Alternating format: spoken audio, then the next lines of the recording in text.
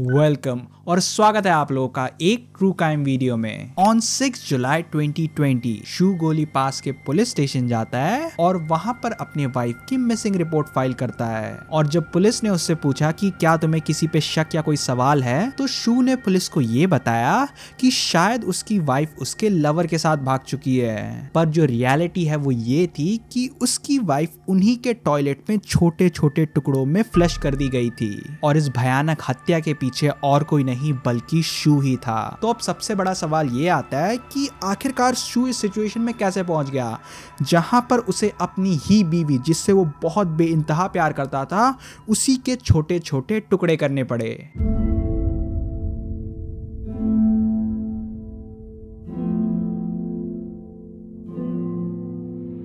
तो इस पूरे कहानी की शुरुआत होती है शू घोली से, जो ओरिजिनली जीजियांग चाइना से था और साल 1988 में अपने काम के तलाश में वो जांगजिया बर्ग पहुंच चुका था। वो वहीं पे काम किया करता था, इसीलिए वो एक किराए के घर में शिफ्ट हो गया।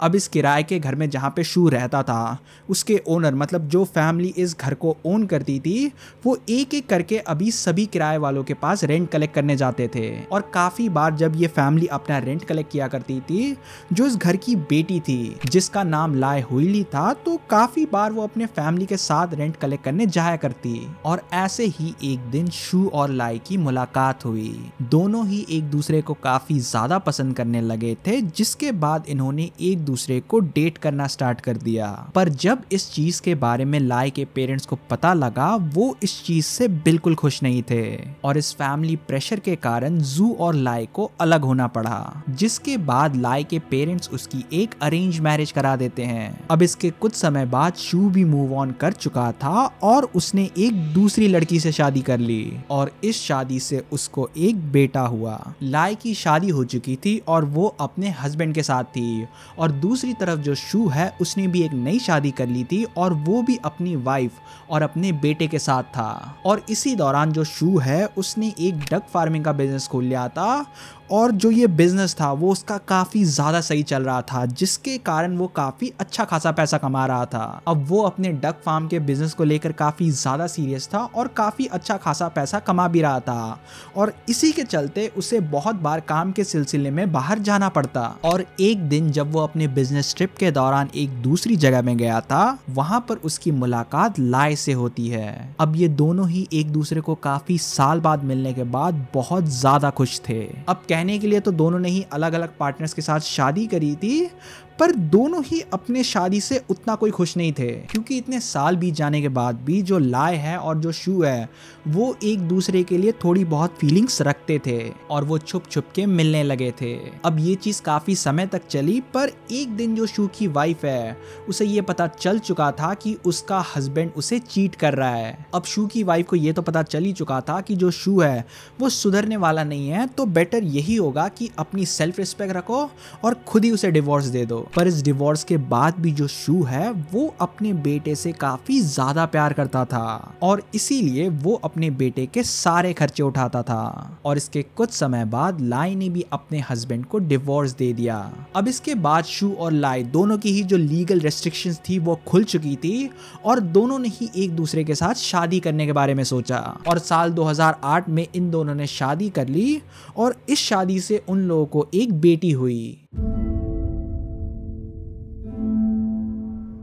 अब इसी दौरान शू का जो डक फार्मिंग का बिजनेस था उसे सरकार ने डिमोलिश कर दिया, और इसी चीज को कॉम्पेंसेट करने के लिए सरकार ने उसे बहुत ज्यादा पैसे दिए थे, बहुत मोटी रकम। और ये चीज शू के लिए इतनी बड़ी गुड न्यूज इसीलिए थी क्योंकि जो उसे कॉम्पेंसेशन अमाउंट मिला वो उसके एक्चुअल डक फार्म से कहीं ज्यादा था, और एक तरीके से वो रातों रात करोड़पति बन चुका था। अब जैसा कि हमने अपनी स्टोरी में जाना कि जो ये डक फार्म का बिजनेस था वो अब बंद पड़ चुका था, और अब शू के पास काफी ज्यादा खाली समय था, उसके पास काफी ज्यादा पैसा भी था। तो उसने ये सोचा कि उसके पास जितने भी पैसे सेविंग्स में बचे हुए थे उसे इन सबको स्टॉक्स में इन्वेस्ट कर देना चाहिए। चाहिए। पर पैसे का बहुत एक इंटरेस्टिंग नियम है और वो ये है कि हर इंसान एक ही साथ अमीर नहीं हो सकता।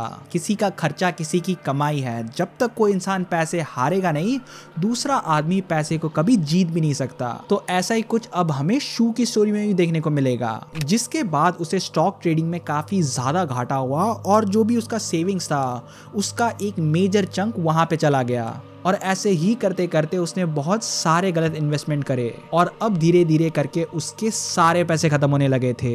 अब शू की जिंदगी में बहुत सारी चीजें गलत हो रही थी और इसी के दौरान लाय का एक पुराना फैमिली घर उसे भी सरकार ने डिमोलिश कर दिया और इसी चीज को कॉम्पेंसेट करने के लिए लाय को एक नया घर दे दिया गया था। अब इस कॉम्पेंसेशन के घर को डिसाइड करने के लिए बहुत सारी चीजों को कंसिडर किया गया था और उन्हीं में से एक कंडीशन ये थी कि लाय के परिवार में कितने सदस्य थे। जितने ज्यादा परिवार के सदस्य होंगे सरकार तुम्हें उतना ही ज्यादा कॉम्पेंसेट करेगी और उसके बदले में तुम्हें उतना ही स्पेशियस घर भी देगी। तो लाई को जो कॉम्पेंसेशन का घर मिला था उस चीज में लाई का हस्बैंड शू और उसके बेटी भी शामिल थी। तो इस चीज को एकदम सिंपल वे में समझते हैं। शू और लाई अपनी बेटी के साथ एक घर में रहा करते और सरकार की तरफ से उन्हें कॉम्पेंसेशन वाला घर अलग से मिलने वाला था और शू ये चाहता था कि जब वो लाई के साथ इस नए कॉम्पेंसेशन वाले घर में चला जाए तो इसका जो ये पुराना घर है वो उसे अपने बेटे को देना चाहता था, वो बेटा जो उसे अपनी पहली शादी से हुआ था। पर लाई इस चीज के बिल्कुल खिलाफ थी और अब शू को झटका तो तब लगा जब वो इस कॉम्पेंसेशन वाले घर के पेपर्स को देखता है। उसे ये पता चलता है कि ये नया घर, ये पूरा घर लाई के नाम पे था, उसके नाम पे लीगली कुछ भी नहीं था। और अब धीरे धीरे शू के लिए चीजें काफी ज्यादा मुश्किल हो रही थी। उसके पास करने के लिए कोई काम नहीं था, वो अपने सारे पैसे स्टॉक ट्रेडिंग में हार चुका था और जो ये नया कॉम्पेंसेशन का घर था उसमें भी उसके कोई लीगल राइट्स नहीं थे। तो उसने ये सोचा कि अगर उसे शांति से जीना है तो उसे लाई को खत्म करना पड़ेगा। 4 जुलाई 2020 इस दिन शू और लाई की बेटी का 11वां बर्थडे था। तो इस परिवार ने बर्थडे को काफी अच्छे से सेलिब्रेट किया और उनकी बेटी को जल्दी सुला दिया। अब हर दिन जो लाई है वो सोने से पहले दूध पिया करती थी, पर उस दिन लाई ने जो दूध पिया उसके अंदर स्लीपिंग पिल्स थे और इस स्लीपिंग पिल्स के पीछे शू ही था। तो अब जैसे ही स्लीपिंग पिल्स ने अपना असर दिखाना शुरू कर दिया, जो शू है वो एक पिलो को लेता है और लाई की सांसें बंद कर देता है, जिसके बाद वो लाई की बॉडी को बाथरूम लेके जाता है और उसे एक आरी से छोटे छोटे टुकड़ों में काट देता है और जो बड़े टुकड़े थे वो उन्हें प्लास्टिक में पैक करके बाहर डस्टबिन में फेंक देता है। अब इस घटना को 2 दिन हो चुके थे और जो लाई के फैमिली मेंबर्स हैं उन्हें लाई की चिंता होने लगी, क्योंकि 2 दिन से उन्होंने लाई से बात नहीं करी और जब भी वो शू से लाई के बारे में पूछते थे शू हमेशा कोई ना कोई बहाना दे देता था। इसके ऊपर से जो लाई और शू की बेटी थी उन्हें भी अपनी माँ की काफी ज्यादा याद आ रही थी। तो अपने डिफेंस में मजबूरन जो शू है उसे पुलिस के पास जाना पड़ा और वहां पर उसे अपनी बीवी लाई की मिसिंग रिपोर्ट फाइल करनी पड़ी। तो पुलिस अपनी इन्वेस्टिगेशन इमीडिएटली स्टार्ट कर देती है। सीसीटीवी फुटेज में ये साफ साफ दिख रहा था कि उस दिन लाई अपनी बेटी के साथ इस बिल्डिंग के अंदर घुसी थी, जिसके बाद कभी वो इस बिल्डिंग से बाहर नहीं आई। काफी पूछताछ करने के बाद पड़ोसियों से पुलिस को ये पता चला कि लाई और शू घर में काफी ज्यादा झगड़ा किया करते थे